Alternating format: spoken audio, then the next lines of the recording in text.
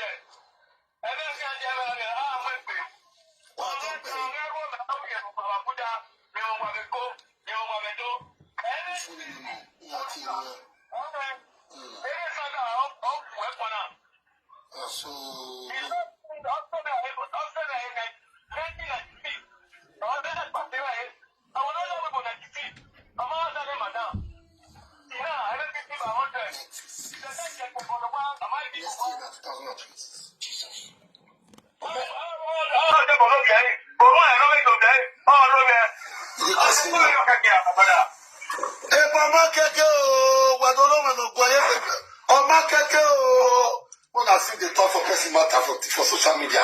You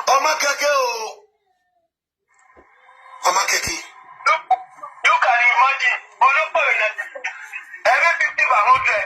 8 years ago. How will you social media? How will Mama Blue ask you? So why you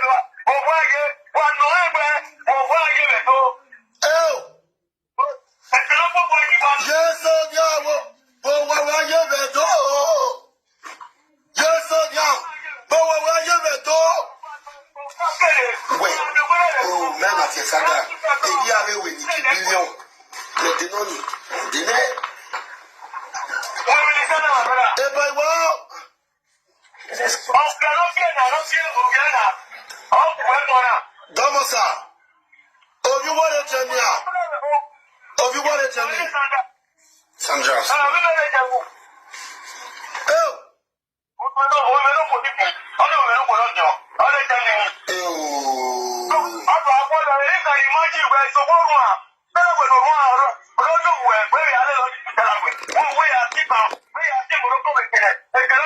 Easy. This is Morocco. This time Mama be this one. Now we can go.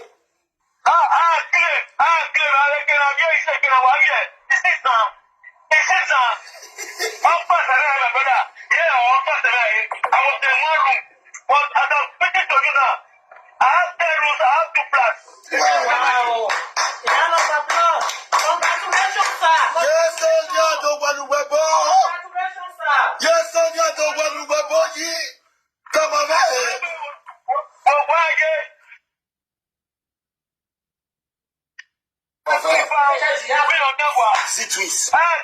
What play with twins? Easy me. Domosa.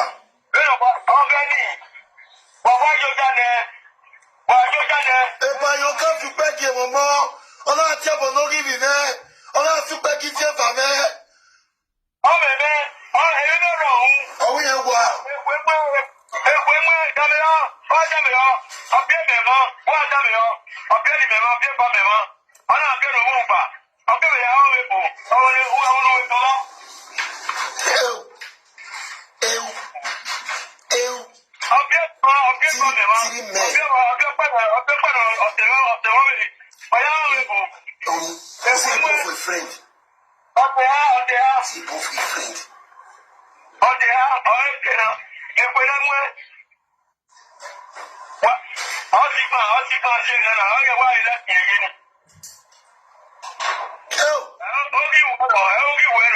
Domosa.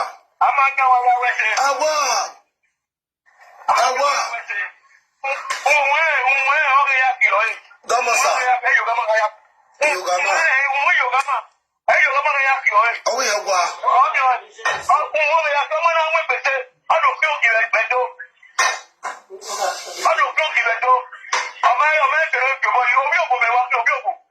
So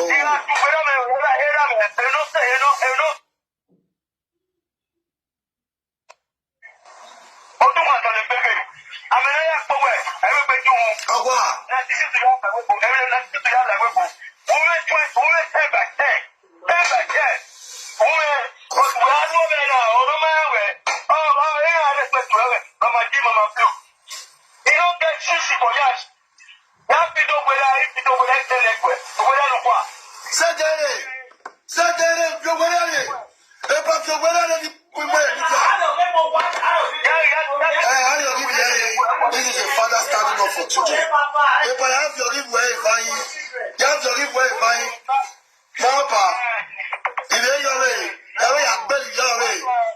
Many people will say, your way.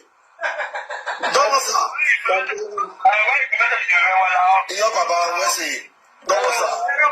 See, Papa, they stand for Pikin. Bẹ́ẹ̀ni lọ́mọ náà mo jẹ́ lọ́mọ.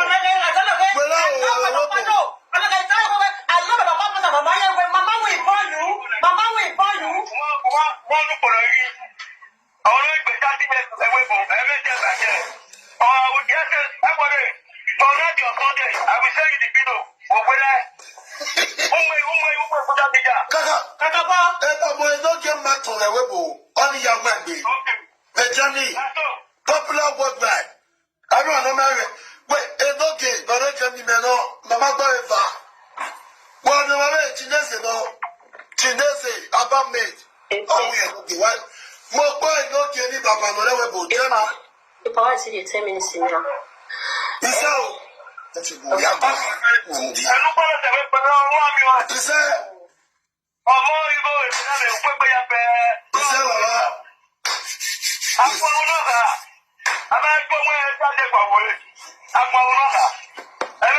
are so bitter.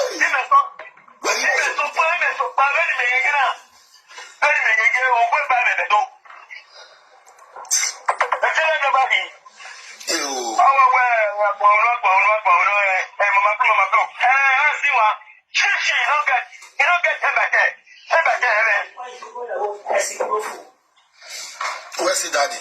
Domosa.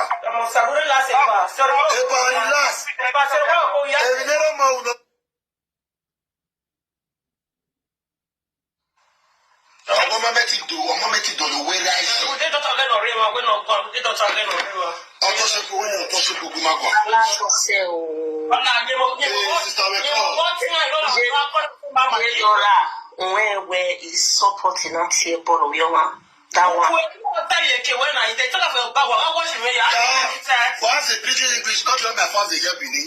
Okay. I don't support insulting children. I am not in this at all. I still stand where I stand. My name is Otoshibo 1 million.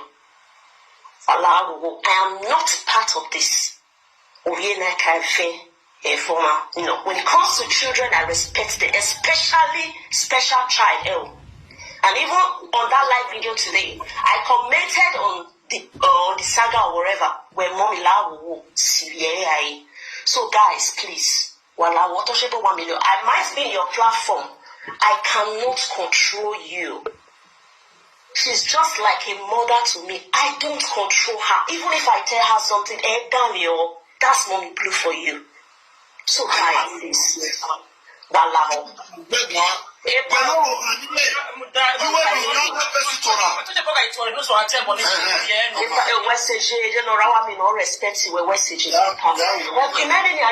am so disappointed.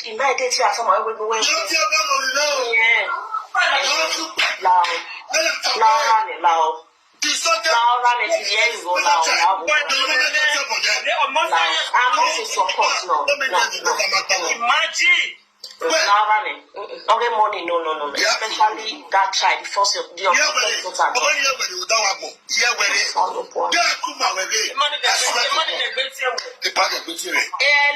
Lady P,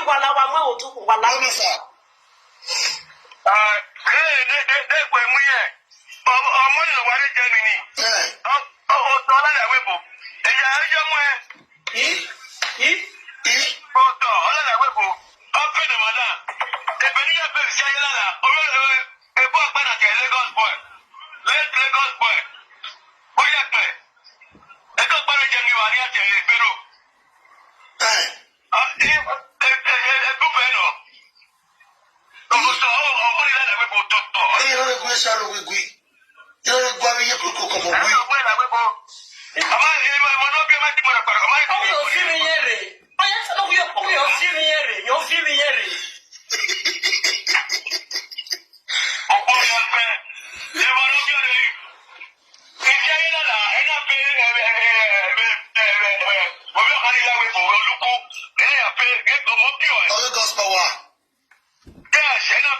That's confirmed. Jesus. Yere we go. How much you yere?